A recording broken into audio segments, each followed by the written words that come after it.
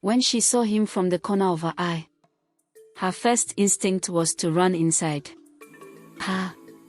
Protect the fragile joy she carried. But her feet would not move. He greeted her family respectfully, his voice calm, his posture steady. There was no shame in him. No apology. When his eyes found Adana's, he smiled the same way he had the night before, soft, genuine, unafraid. The words seemed to tilt. "I came to see you," he said simply. No excuses. No coded words. Just truth. Adana felt her throat tighten. No one had ever come to see her. Not like this.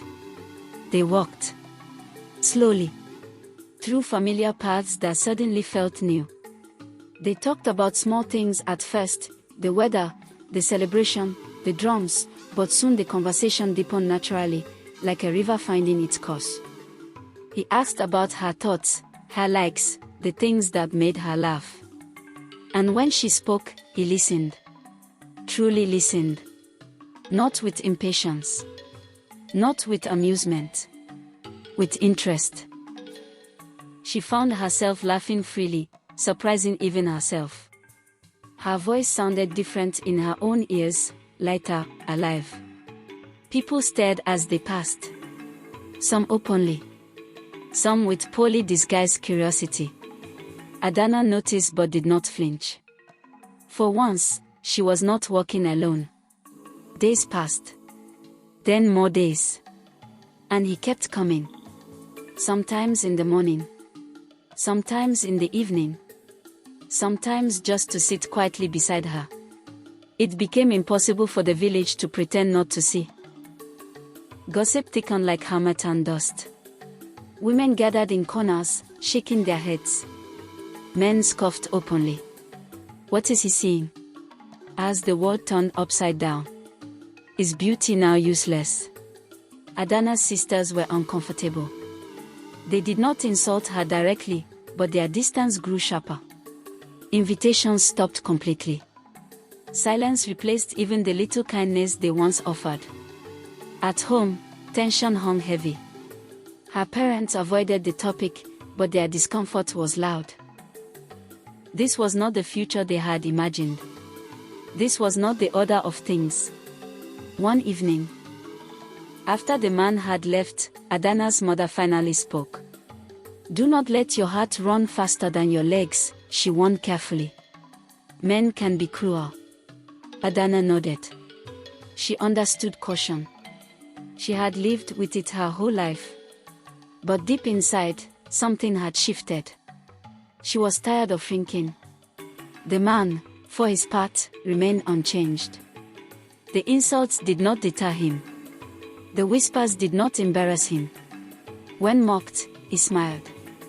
When questioned, he answered calmly. "I like her," he said once, loudly enough for others to hear. "She makes me happy." That sentence shook the village more than anger ever could. Happiness was not supposed to come from someone like Adana. Yet there it was, standing boldly in daylight. Love grew quietly but firmly between them, rooted in conversations, shared laughter, long walks, and mutual respect. He admired her kindness, her wit, the way she noticed details others ignored. She admired his steadiness, his courage, the way he chose her publicly without flinching. Still, fear lingered. Late at night, when hope threatened to bloom fully, doubt crept in. What if he left? What if this was temporary? What if the village pressure became too much? She did not voice these fears, but they sat heavy in her chest. Then came the confrontation. At the market square, a group of women cornered her. Their words were sharp, unfiltered. "Do you think you have finally won?" One asked bitterly. "Do not deceive yourself," another added. "Men like that do not stay." Adana listened quietly. When they finished, she spoke softly but firmly. "I am not stealing what was never mine," she said. "If he leaves, I will survive. I always have." Her calm unsettled them more than anger would have. That night, the man held her hand longer than usual. "They are cruel," he said gently. "But I am not going anywhere." She wanted to believe him. She wanted to surrender fully. Love frightened her because it made her visible. And visibility had always been dangerous. Yet, slowly, she allowed herself to lean in. To imagine a future.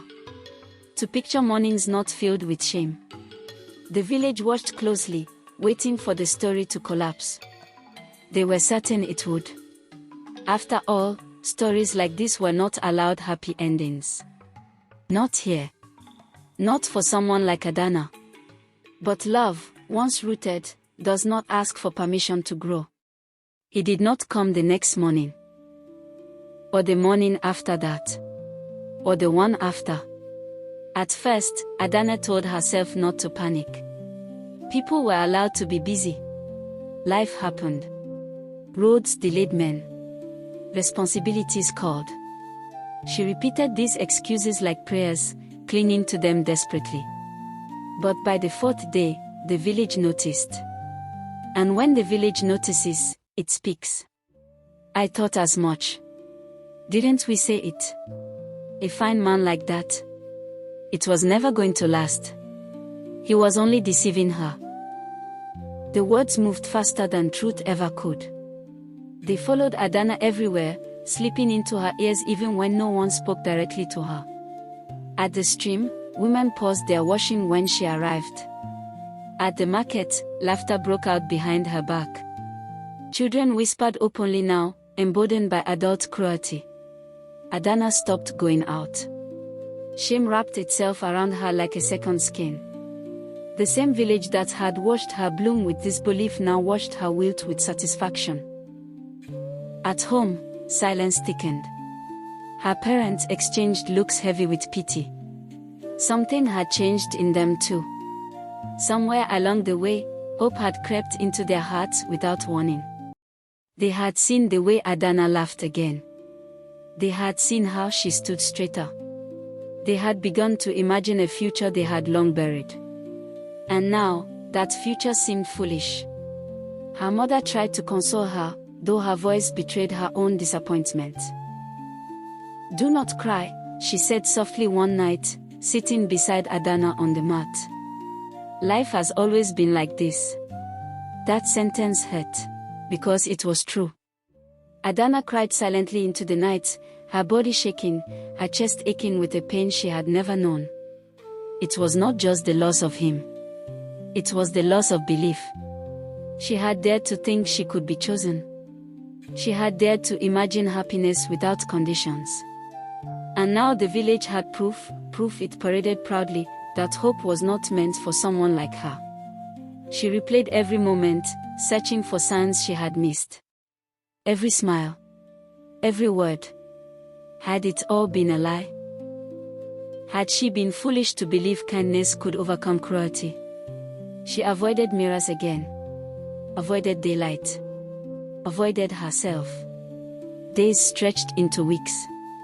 The story settled into certainty. Even those who had quietly admired the man's courage shook their heads now.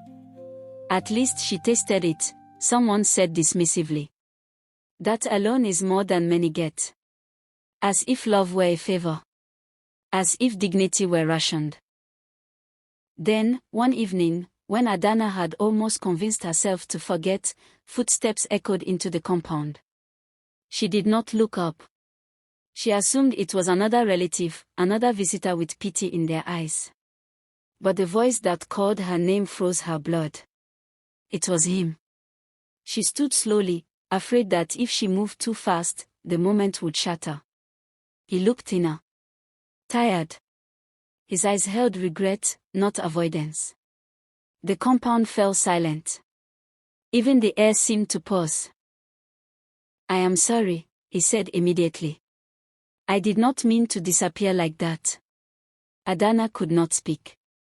Her emotions tangled painfully, relief, anger, fear, longing. He explained. His mother had fallen gravely ill in a distant town. He had been summoned urgently, the journey long and difficult, communication impossible. He had wanted to send word but had no means. I thought of you every day, he said quietly. But I could not leave her. Tears slid down Adana's face. Not the quiet tears of shame, but the heavy tears of release. He reached for her hand gently, unsure if he still had the right. She did not pull away. The village gathered shamelessly, drawn by drama. He did not lower his voice. I came back because I promised myself something, he said clearly. That I would never let fear or noise take me away from what matters. He turned to Adana. I am here because I choose you. Still. The mamas faltered. The story did not end the way the village had planned. Weeks later, negotiations began. Slowly. Carefully. With disbelief hanging in the air. When the marriage happened, it was quiet but firm. No excess celebration. No grand approval. But it was real. Adana walked into her new life not thinner, not changed, not transformed, except in the one way that mattered. She was loved. And the village learned, too late, that bodies may draw attention, but it is hearts that hold people. Moral: be yourself. Do not starve your soul to fit into cruelty. The one who will love you will not negotiate your worth. You've been watching Darby's Tales because every story deserves a voice.